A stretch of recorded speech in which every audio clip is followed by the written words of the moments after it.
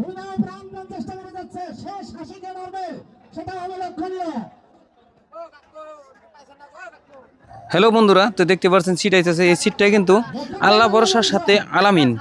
তবে আল্লাহ ভরসা ওটা হয়েছে উজিরের চরের, আর আলামিন হয়েছে উত্তরপাড়ের, যেটা সম্মানী ব্যক্তি আফসেরের।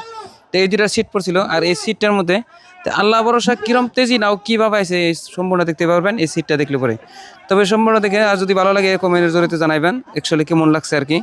তো সবাই সেখানে এখানে দেখতেছেন, পারলে কমেন্টের জরিতে জানাবেন বলে আশা করছি। সবাই সুস্থ এবং ভালো থাকেন। আল্লাহ হাফিজ।